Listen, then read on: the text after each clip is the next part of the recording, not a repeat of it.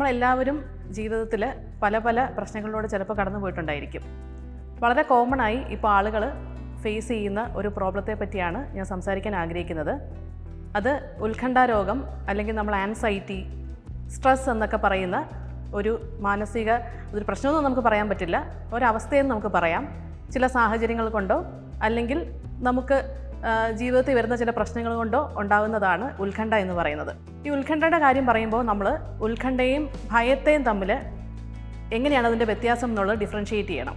പെട്ടെന്ന് ഞാൻ ഇരിക്കുന്ന മുറിയിൽ ഒരു പാമ്പിനെ ഞാൻ കാണുകയാണെന്ന് വിചാരിക്കുക, എങ്ങനെയായിരിക്കും എൻ്റെ പ്രതികരണം? ഉറപ്പായിട്ടും ഞാൻ പേടിക്കും അല്ലേ? ഞാൻ ചിലപ്പോൾ ഓടാനായിട്ട് ശ്രമിക്കും, അല്ലെങ്കിൽ എനിക്ക് നെഞ്ചെടുപ്പ് കൂടുന്ന പോലെ തോന്നും, ശ്വാസം മുട്ടുന്ന പോലെ തോന്നാം, വല്ലാതെ ഞാൻ പേടിക്കും അല്ലേ? ഇതിനെയാണ് നമ്മൾ ഭയം എന്ന് പറയുന്നത്. നമ്മൾ സ്ഥിരമായിട്ട് കണ്ട് ശീലമില്ലാത്ത ഒരു കാര്യത്തെ നമ്മൾ ഫേസ് ചെയ്യുമ്പോൾ നമ്മുടെ ശരീരത്തിൽ വ്യത്യാസങ്ങൾ വരുന്നു, മനസ്സിൽ ഭയം വരുന്നു. അതാണ് ഭയം എന്ന് പറയുന്ന അവസ്ഥ, ഫിയർ എന്ന് പറയുന്നത്. അതേസമയം ഞാൻ ഇവിടെ നിന്ന് ചിന്തിക്കുകയാണ്, ഈ റൂമിൽ എങ്ങാനും ഒരു പാമ്പ് വന്നാലോ, എങ്ങാനും അതെന്നെ കടിച്ചാലോ, ഞാൻ മരിച്ചു പോയാലോ, എൻ്റെ വീട്ടിലുള്ളവർക്ക് ആരുമില്ലാതായാലോ, ഇങ്ങനെ ഞാൻ ഒരുപാട് ഭയപ്പെട്ട് ഇല്ലാത്ത കാര്യങ്ങളെപ്പറ്റി അമിതമായി ചിന്തിച്ചു കൂട്ടി ഭയപ്പെടുന്ന അവസ്ഥയാണ് ഉത്കണ്ഠ എന്ന് പറയുന്നത്. ഉത്കണ്ഠ തോന്നിയിട്ടുണ്ടോ ജീവിതത്തിൽ എപ്പോഴെങ്കിലും? വന്നാൽ എന്താ സംഭവിക്കുക എന്ന് നമുക്കറിയാമല്ലോ. നമുക്ക് നിത്യജീവിതത്തിൽ ചെയ്യുന്ന പല കാര്യങ്ങളും, വളരെ ഈസി ആയിട്ട് ചെയ്യാൻ പറ്റുന്ന പല കാര്യങ്ങളും ചെയ്യാൻ പറ്റാതാവും. നമുക്ക് ഉറക്കക്കുറവുണ്ടാകും, നമുക്ക് വിശപ്പ് തോന്നില്ല, ഭാവിയെപ്പറ്റി വല്ലാതെ പേടി വരും, നമ്മുടെ സുഹൃത്തുക്കളോട് പോലും സംസാരിക്കാനായിട്ട് നമുക്ക് തോന്നാതെ വരുന്ന ഒരവസ്ഥ. അപ്പോൾ ഈ ഉത്കണ്ഠ പല രീതിയിലുണ്ട്. ഏതൊക്കെയാണെന്ന് നമുക്ക് നോക്കാം. ജനറലൈസ്ഡ് ആൻസൈറ്റി ഡിസോർഡർ എന്ന് പറയുന്നൊരവസ്ഥയുണ്ട്. ആ പേര് പറയുന്നത് പോലെ തന്നെ എപ്പോഴും എല്ലാ കാര്യത്തിലും എന്തിനും ഏതിനും നമുക്ക് ഉത്കണ്ഠ വരികയാണെങ്കിൽ എന്താ അവസ്ഥയല്ലേ?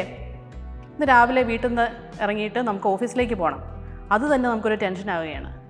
അല്ലെങ്കിൽ നമുക്ക് തോന്നുകയാണ്, ഇന്ന് ഓഫീസിലെത്തുമ്പോൾ എനിക്ക് എൻ്റെ കൂടെ ജോലി ചെയ്യുന്നവരോട് ജോലിയുടെ കാര്യങ്ങൾ നന്നായിട്ട് എനിക്ക് കമ്മ്യൂണിക്കേറ്റ് ചെയ്യാൻ പറ്റുമോ? അല്ലെങ്കിൽ എൻ്റെ വീട്ടിലാർക്കെങ്കിലും എന്തെങ്കിലും സംഭവിക്കുമോ? എനിക്ക് രോഗങ്ങൾ വരുമോ? ഇങ്ങനെ ഒരുപാട് നമുക്ക് ഉത്കണ്ഠകൾ ഉണ്ടാവാം. അല്ലെങ്കിൽ ഓരോ ചെറിയ കാര്യത്തിനും, രാവിലെ ചിലപ്പോൾ റെഡിയാവുന്ന കാര്യത്തിന്, അല്ലെങ്കിൽ ട്രാവൽ ചെയ്യുന്ന കാര്യത്തിനൊക്കെ നമുക്ക് ഉത്കണ്ഠ തോന്നാം.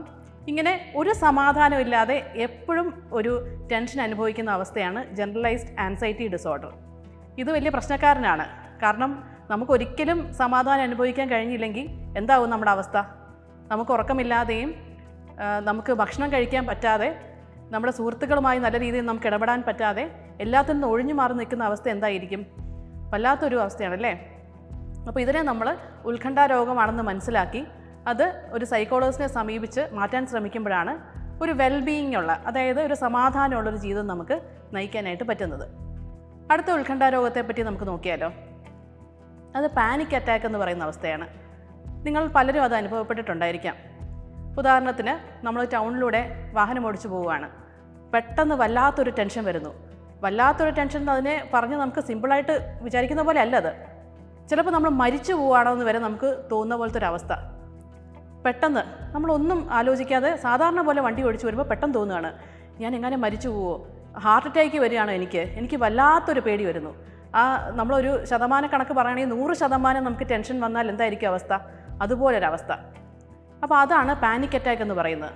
ചില ആളുകൾക്കിത് ട്രെയിനിൽ യാത്ര ചെയ്യുമ്പോൾ സംഭവിക്കാം, ചിലർക്ക് ബസ്സിൽ യാത്ര ചെയ്യുമ്പോൾ, ചിലർക്ക് അൺപ്രഡിക്റ്റബിളായിട്ട് ചിലപ്പോൾ ഒരു പുതിയ സാഹചര്യങ്ങളിൽ, ചിലപ്പോൾ ഫ്രണ്ട്സിൻ്റെ വീട്ടിലോ മറ്റോ താമസിക്കാൻ നമ്മൾ ചെന്നു, ഒരു രാത്രി പെട്ടെന്നൊരു വല്ലാത്ത പേടി വരികയാണ്. കാരണം എന്താണെന്ന് നമുക്ക് പിടികിട്ടുന്നില്ലെന്ന് വിചാരിക്കുക.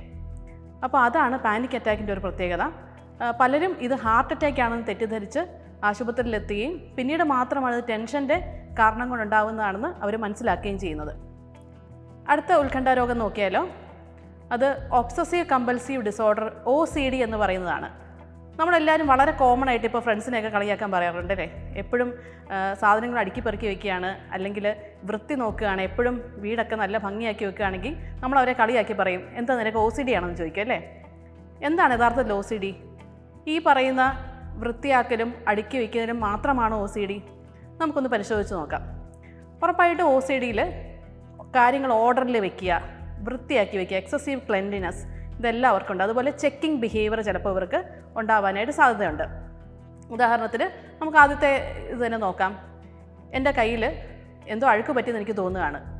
പ്രത്യേകിച്ച് കാര്യങ്ങളൊന്നുമില്ല, ഞാനിവിടെ വെറുതെ ഇരിക്കുകയാണ്, എന്നാലും എനിക്ക് തോന്നുകയാണ് എങ്ങാനും എൻ്റെ കൈ എവിടെയെങ്കിലും തട്ടിയിട്ടുണ്ടാവുമോ, എന്തെങ്കിലും ചെളി കയ്യിൽ പറ്റിയിട്ടുണ്ടാവുമോ, എനിക്ക് ടെൻഷൻ അനുഭവപ്പെടുകയാണ് അല്ലേ. അപ്പം ഞാൻ എന്ത് ചെയ്യും, പോയി കൈ കഴുകും. അതിനുശേഷം ഞാൻ തിരിച്ചു വന്ന് ഇവിടെ ഇരിക്കുന്നു. പക്ഷേ വീണ്ടും എനിക്ക് തോന്നുവാണ് എങ്ങാനും പിന്നെ കയ്യിൽ ചെളി പറ്റിയിട്ടുണ്ടാവുമോ, അല്ലെങ്കിൽ മുമ്പ് ഞാൻ കഴുകിയപ്പോൾ അത് ക്ലീൻ ആയിട്ടില്ലേ, ഞാൻ വീണ്ടും പോയി കൈ കഴുകുന്ന ഒരവസ്ഥ. അങ്ങനെ റിപ്പീറ്റഡ്ലി ചിലപ്പോൾ 14 പ്രാവശ്യമോ 20 പ്രാവശ്യമോ, അങ്ങനെ ഒരു എണ്ണമില്ല, എത്ര തവണ വേണമെങ്കിലും അവർക്ക് ഒരു സമാധാനം കിട്ടാൻ വേണ്ടിയിട്ടാണ് അവർ ചെയ്യുന്നത്. ഇത് നമ്മൾ സിമ്പിളായിട്ട് നമ്മൾ കരുതുമെങ്കിലും ഞാൻ മുമ്പ് കണ്ട ഒരു വ്യക്തി, ആള് വല്ലാത്തൊരു ടെൻഷൻ അനുഭവിച്ച അവസ്ഥയുണ്ടായി. അദ്ദേഹം ഇങ്ങനെ റിപ്പീറ്റഡ്ലി കൈ കഴുകുന്നു, അതുപോലെ വീട്ടിലെ സാധനങ്ങളൊന്നും ക്ലീൻ അല്ലെന്ന് തോന്നുന്നു, കുക്ക് ചെയ്യുമ്പോൾ ഉപയോഗിക്കുന്ന കത്തി ക്ലീൻ അല്ലെന്ന് തോന്നുന്നു. അങ്ങനെ ഒരുപാട് കാര്യങ്ങളിൽ അദ്ദേഹം വളരെ ഒബ്സസീവായിട്ട് മാറുന്നു, ഒരുപാട് ഒബ്സഷൻസ് ഉണ്ടാകുന്നു. അദ്ദേഹം അവസാനം ടെൻഷൻ കാരണം ഒരു കത്തി എടുത്ത് വെച്ചിട്ട് ഇനി ഞാൻ മരിക്കാമെന്നാണ് വിചാരിച്ചത്. അപ്പോൾ ഒന്ന് ആലോചിച്ച് നോക്കിയാൽ, ഈ ഒരു ചെറിയ വൃത്തിയുടെ കാരണത്തിന് വേണ്ടി മാത്രം ആളുകൾ മരിക്കുന്ന ലെവലിലേക്ക്, മരിക്കാം, ജീവിതത്തിൽ അർത്ഥമില്ലെന്ന് തോന്നുന്ന രീതിയിലേക്ക് വരെ പോകുന്ന ഒരവസ്ഥയാണ് ഈ OCD എന്ന് പറയുന്നത്. വേറൊരാൾ ചെയ്തത്, ആൾ രാത്രിയിൽ ഉറങ്ങാൻ കിടക്കുമ്പോൾ ഡോറ് ലോക്ക് ചെയ്തില്ല എന്നുള്ള ടെൻഷൻ വരികയാണ്. ആൾ ഒരു പ്രാവശ്യം പോയി നോക്കി, എന്നിട്ട് വന്ന് കിടന്നു. പക്ഷേ എന്നിട്ട് സമാധാനമില്ല, വീണ്ടും പോയി ചെക്ക് ചെയ്തു ഡോർ ലോക്ക് ചെയ്തതെന്ന്. അങ്ങനെ പലതവണ ആൾ ഡോറ് ലോക്ക് ചെയ്തതെന്ന് ചെക്ക് ചെയ്തു. അവസാനം സമാധാനമില്ല, അതിൻ്റെ ഫോട്ടോ എടുത്ത് വെച്ചു, എന്നിട്ട് സമാധാനമില്ല. അങ്ങനെ പലതവണ ലോക്ക് ചെയ്തതെന്ന് ചെക്ക് ചെയ്തിട്ട് അദ്ദേഹത്തിന് രാത്രിയിൽ ഉറങ്ങാൻ കഴിയാത്ത അവസ്ഥ. അപ്പോൾ ഇങ്ങനെയൊക്കെ ഇത് സംഭവിക്കാറുണ്ട്. OCDയുടെ കുറച്ചും കൂടി നമുക്ക് സീരിയസ് ആയിട്ട് തോന്നാവുന്ന ചില കാര്യങ്ങളുണ്ട്. ഉദാഹരണത്തിന്, ഒരു അമ്മ തൻ്റെ കുഞ്ഞിനെ കൊല്ലുമോ എന്ന് വിചാരിച്ചാൽ എന്തായിരിക്കും അവസ്ഥ? അങ്ങനെ വരെ സംഭവിക്കുന്ന സാധ്യതയുണ്ട്. കാരണം ഇവർ റിയാലിറ്റിയിൽ ഈ അമ്മ ആ കുട്ടിയെ ഉപദ്രവിക്കുകയോ ഒന്നും ചെയ്യില്ല. കുഞ്ഞിനെ ഏറ്റവും അധികം സ്നേഹിക്കുന്ന ഒരു അമ്മയായിരിക്കും, കുഞ്ഞിൻ്റെ എല്ലാ കാര്യങ്ങളും നോക്കും. പക്ഷേ അങ്ങനെ ഇരിക്കുമ്പോൾ പോലും അവർ ചിന്തിക്കുകയാണ്, അവരുടെ മനസ്സിലേക്കൊരു ആധി കയറി വരികയാണ്, എങ്ങാനും ഞാൻ എൻ്റെ കുഞ്ഞിനെ കൊന്നു കളയുമോ, എൻ്റെ കയ്യിൽ കുട്ടി ഇരിക്കുമ്പോൾ കുട്ടി അറിയാതെ എങ്ങാനും താഴെ വീണ് പോകുമോ, കുഞ്ഞിന് എന്തെങ്കിലും സംഭവിക്കുമോ, ഞാൻ കാരണം കുഞ്ഞിന് എന്തെങ്കിലും സംഭവിക്കുമോ, ഞാൻ കുഞ്ഞിനെ അപായപ്പെടുത്തുമോ എന്നുള്ള വല്ലാത്ത ചിന്തയാണ് ഈ അമ്മയ്ക്കുണ്ടാകുക. അതിൻ്റെ ഫലമായിട്ട് എന്ത് സംഭവിക്കുന്നു വെച്ചാൽ, പല അമ്മമാരും വീട്ടിലുള്ള കത്തിയും ഷാർപ്പായിട്ടുള്ള എല്ലാ ഒബ്ജക്ട്സും അവരെടുത്ത് മാറ്റി വയ്ക്കും. അതുപോലെ തന്നെ കുഞ്ഞിനെ എടുക്കാതിരിക്കാനായിട്ട് നോക്കും. അവരുടെ വീട്ടിലുള്ള ആളുകളോട് പറയും, കുഞ്ഞിനെ നോക്കിയാൽ മതി, ഞാൻ എടുത്താൽ ശരിയാവില്ല, കുഞ്ഞിന് അപകടം പറ്റും എന്ന് പറഞ്ഞിട്ട് അവർ വേറൊരു മുറിയിലേക്ക് മാറിപ്പോവുകയും കുഞ്ഞിനെ കാണുമ്പോൾ തന്നെ ഭയം വരികയും ചെയ്യുന്ന അവസ്ഥ. ഈ OCD ഉള്ള ആളുകൾ എന്തെങ്കിലും ക്രൈം ചെയ്യുമോ, കുഞ്ഞിനെ ഉപദ്രവിക്കുമോ എന്നൊക്കെ നമ്മൾ ചോദിച്ചാൽ ഒരിക്കലും ഇല്ല. കാരണം അവർ ആൻസൈറ്റി ഡിസോർഡർ ഉള്ള ആൾക്കാരാണ്, ഉത്കണ്ഠയുള്ളവരാണ്. ഞാൻ മൂലം ആർക്കും ഒരു കുഴപ്പവും സംഭവിക്കരുതെന്ന് ചിന്തിക്കുന്നവരാണ്. അവരിങ്ങനെ ചെയ്യില്ല. ഇങ്ങനെയുള്ള കാര്യങ്ങൾ, കൊലപാതകം പോലെ അല്ലെങ്കിൽ ഇങ്ങനെ ക്രൈം ചെയ്യുന്നത് എപ്പോഴും ആൻറ്റി സോഷ്യൽ പേഴ്സണാലിറ്റി ഡിസോർഡർ ഉള്ള ആളുകളായിരിക്കും. അപ്പോൾ അങ്ങനെ നമ്മളിതിനെ വ്യത്യസ്തമായിട്ട് മനസ്സിലാക്കണം ഇതിനെ. അതുപോലെ തന്നെ ഒബ്സസീവ് കമ്പൽസീവ് ഡിസോർഡർ ആളുകളിൽ വളരെ ടെൻഷൻ ഉണ്ടാക്കുന്ന ഒരു കാര്യമാണ്, അവർ പ്രാർത്ഥിക്കുന്ന സമയത്ത് പെട്ടെന്ന് ഒരു ബാഡ് വേർഡ് അവരുടെ മനസ്സിലേക്ക് വന്നാൽ എന്തായിരിക്കും അവസ്ഥ? അവർ പ്രാർത്ഥിക്കുകയാണ്, അവർ ഏറ്റവും നല്ല രീതിയിൽ ജീവിക്കാൻ ശ്രമിക്കുന്ന ആളുകളാണ്, എല്ലാവരും ഹെൽപ്പ് ചെയ്യുന്ന ആളുകളാണ്. പക്ഷേ അവർക്ക് ബാഡ് വേർഡ് മനസ്സിലേക്ക് വരുന്നു, അല്ലെങ്കിൽ മറ്റൊരു വ്യക്തിയെ കാണുമ്പോൾ അവരെ പറ്റി മോശമായിട്ടുള്ളൊരു ചിന്ത ഇവർക്ക് അനുഭവപ്പെടുന്നു എന്ന് വിചാരിക്കുക. വല്ലാത്ത ടെൻഷനായിരിക്കും ഇവർക്കുണ്ടാകുക.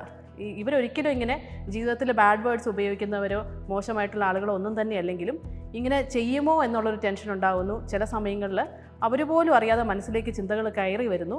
ഓട്ടോമാറ്റിക്കായിട്ട് ഇതെല്ലാം സംഭവിക്കുന്നു. ഞാൻ പക്ഷേ എൻ്റെ കുഴപ്പം കൊണ്ടാണ് ഇതുണ്ടാകുന്നത്, ഞാൻ എന്തോ പ്രശ്നക്കാരനാണെന്നുള്ള രീതിയിൽ ഈ വ്യക്തി ചിന്തിക്കാനും തുടങ്ങുന്നു. അതാണ് ഒബ്സസീവ് കമ്പൽസീവ് പേഴ്സണാലിറ്റി ഡിസോർഡർ എന്ന് പറയുന്നത്. മറ്റൊരു ഉത്കണ്ഠാരോഗമാണ് സോഷ്യൽ ഫോബിയ എന്ന് പറയുന്നത്. നമ്മളിൽ പലർക്കും ചിലപ്പോൾ ഉണ്ടാവും സോഷ്യൽ ഫോബിയ. നമ്മളൊരു കല്യാണത്തിന് പോവുകയാണെന്ന് വിചാരിക്കുക, അവിടെ എത്തുമ്പോൾ എല്ലാവരും നമ്മളെ നോക്കുകയാണെന്ന് വിചാരിക്കുക. ഈ സോഷ്യൽ ഫോബിയ ഉള്ള വ്യക്തികൾക്ക് അത് വളരെ ബുദ്ധിമുട്ടാണ്. എല്ലാവരും എന്നെ കളിയാക്കുമോ, ഞാൻ അവരുടെ മുമ്പിലൊക്കെ കൊച്ചാവുമോ എന്നുള്ളൊരു ചിന്തയുണ്ട്. കഴിവതും അവരതുകൊണ്ട് ഇങ്ങനെയുള്ള സാഹചര്യങ്ങളിലേക്ക് പോകാതെ അതിനെ അവോയ്ഡ് ചെയ്യുന്ന ഒരവസ്ഥയാണ് സംഭവിക്കുന്നത്. സ്വയം വിലയില്ലായ്മ എന്നുള്ളൊരു പ്രശ്നമാണ് അവർ ഏറ്റവും കൂടുതൽ അനുഭവിക്കുന്നത്. എന്നെ എല്ലാവരും കളിയാക്കും, മറ്റെല്ലാവരെക്കാട്ടിലും ഞാൻ മോശമാണെന്നുള്ള ഒരു ചിന്ത അവരുടെ മനസ്സിലേക്ക് കടന്നുകൂടിയിരിക്കുകയാണ്. അവരെന്ത് ചെയ്യും? ഈ സാഹചര്യങ്ങളെല്ലാം അവോയ്ഡ് ചെയ്യും. നമുക്കൊരു ഉദാഹരണമായിട്ട് നമ്മൾ പ്രാഞ്ചിയേട്ടൻ എന്ന് പറഞ്ഞ സിനിമയിൽ മമ്മൂട്ടിയുടെ ഒരു ബിഹേവിയർ നമ്മൾ കണ്ടതല്ലേ. ആൾ സ്റ്റേജിൽ കയറുന്നതിന് മുമ്പായിട്ട് നല്ല മനോഹരമായിട്ട് പറയേണ്ട പ്രസംഗം പറഞ്ഞു ഏൽപ്പിക്കുകയും, എന്നാൽ സ്റ്റേജിലേക്ക് എത്തിയപ്പോഴേക്കും നമുക്ക് ഓർമ്മയില്ലേ, പൂരങ്ങളുടെ അതുപോലെ മാറ്റുവിൻ ചട്ടുകങ്ങളെന്നൊക്കെ പറയുന്ന ഓർമ്മയില്ലേ. അപ്പോൾ അങ്ങനെ ആളുടെ ഒരു കോൺഫിഡൻസ് ഇല്ലായ്മയാണ്. അദ്ദേഹം എന്തൊക്കെ ജീവിതത്തിൽ നേടിയിട്ടുണ്ടെങ്കിലും അതൊന്നും മീനിങ് ഫുൾ അല്ല. ഇതൊന്നുമല്ല, ഞാനൊന്നുമല്ല എന്നുള്ള രീതിയിൽ സ്വയം വില കുറച്ച് കാണുകയും അതിൻ്റെ ഭാഗമായിട്ട് അദ്ദേഹം അല്ലാത്ത എന്തൊക്കെയോ ആകാൻ ശ്രമിക്കുകയും എന്നാൽ യഥാർത്ഥ ജീവിതത്തിലെ വാല്യൂ കാണുകയും ചെയ്യാതെ പോയി എന്നുള്ളതാണ് പ്രശ്നം.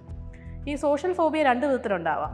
ചില ആളുകൾക്ക് അവർക്ക് അറിയാവുന്ന ആളുകളെ കാണുമ്പോഴായിരിക്കും ടെൻഷൻ ഉണ്ടാവുക. ചില ആളുകൾക്ക് അവർക്ക് തീരെ പരിചയമില്ലാത്ത സ്ട്രേഞ്ചേഴ്സ് ആയിട്ടുള്ള ആളുകളെ കാണുമ്പോഴായിരിക്കും ബുദ്ധിമുട്ടുണ്ടാകുക. അപ്പോൾ ഈ സോഷ്യൽ ഫോബിയയെ നേരിടാൻ, സോഷ്യൽ ഫോബിയ എന്നല്ല, എന്ത് ആൻസൈറ്റി ഡിസോർഡർ, എന്ത് ഉത്കണ്ഠ പ്രശ്നങ്ങൾ നമുക്കുണ്ടെങ്കിലും നമുക്ക് ബേസിക്കലി നമ്മുടെ ഒരു നേച്ചർ വെച്ച് നമ്മൾ ചെയ്യുക, നമ്മൾ അതിൽ നിന്നും ഒഴിഞ്ഞു മാറുക എന്നുള്ളത്. കാരണം നമ്മൾ നോക്കുമ്പോൾ നമ്മളെ കൊണ്ട് ഫേസ് ചെയ്യാൻ പറ്റാത്തൊരു സിറ്റുവേഷൻ, എന്തോ കുഴപ്പമുണ്ടെന്നല്ലേ ഉത്കണ്ഠയുള്ള സിറ്റുവേഷൻ കാണുമ്പോൾ നമുക്ക് തോന്നുക. അപ്പോൾ നമ്മൾ എന്ത് ചെയ്യും? നമ്മൾ പതുക്കെ അതിൽ നിന്ന് ഒഴിഞ്ഞു മാറും. എന്നാൽ യഥാർത്ഥത്തിൽ ഉത്കണ്ഠ മാറാനായിട്ട് നമ്മൾ ചെയ്യേണ്ടത്, നമ്മൾ ആ സിറ്റുവേഷനെ ഫേസ് ചെയ്യണം എന്നുള്ളതാണ്. നമ്മൾ ഓരോ ദിവസവും, ഇപ്പോൾ ഉദാഹരണത്തിന് നമ്മളൊരു ക്രൗഡിനെ കാണുമ്പോൾ, അല്ലെങ്കിൽ നമുക്ക് ഒരു കുട്ടിക്ക് സ്കൂളിൽ പോകാനായിട്ട് പേടിയാണെന്ന് വിചാരിക്കുക. അപ്പോൾ ഇങ്ങനെയുള്ള സാഹചര്യം നമ്മൾ ചെയ്യേണ്ടത്, ഒഴിഞ്ഞു മാറി നമ്മൾ വീട്ടിൽ തന്നെ ഇരിക്കുകയാണെങ്കിൽ ഒരിക്കലും നമ്മുടെ ഈ ആശങ്ക, ഈ ഉത്കണ്ഠ മാറുന്നില്ല. നമ്മൾ പടിപടിയായിട്ട് ഈ സാഹചര്യങ്ങളെ ഫേസ് ചെയ്യുമ്പോൾ, ഉദാഹരണത്തിന് സോഷ്യൽ ഫോബിയ ഉള്ള ഒരാൾ ആദ്യം 2 പേരോട് മാത്രം സംസാരിക്കാനായിട്ട് നോക്കുന്നു, അതിനുശേഷം 4 പേരോട് സംസാരിക്കാൻ നോക്കുന്നു. അങ്ങനെ പതുക്കെ പതുക്കെ അവർ ഇൻറ്ററാക്ട് ചെയ്യുന്ന ആളുകളുടെ എണ്ണം കൂട്ടിക്കൊണ്ടുവന്ന് ആ ഫോബിയെ നേരിടാനായിട്ട് അവർ ശ്രമിക്കുന്നു. അപ്പോൾ അങ്ങനെ എല്ലാ കാര്യങ്ങളും, ഈ OCD ആണെങ്കിലും പാനിക് അറ്റാക്ക് ആണെങ്കിലും ഏത് ഉത്കണ്ഠ രോഗമാണെങ്കിലും നമ്മൾ ചെയ്യേണ്ടത് അതിനെ ഫേസ് ചെയ്ത് ധൈര്യപൂർവ്വം മുന്നോട്ട് വരികയാണ്. കോഗ്നിറ്റീവ് ബിഹേവിയർ തെറാപ്പി എന്ന് പറയുന്ന മനഃശാസ്ത്ര ചികിത്സയുണ്ട്. അതൊരു സൈക്കോളജിസ്റ്റിൻ്റെ സഹായത്തോടു കൂടി നമ്മൾ പഠിച്ചെടുക്കുകയാണെങ്കിൽ ഈ പറയുന്ന എല്ലാ ഉത്കണ്ഠകളെ നേരിടാനും ഒരു നോർമലായിട്ടുള്ള, ഒരു മീനിങ് ഫുൾ ആയിട്ടുള്ള ഒരു ലൈഫ് നയിക്കാനും നമുക്ക് ഓരോരുത്തർക്കും സാധിക്കും.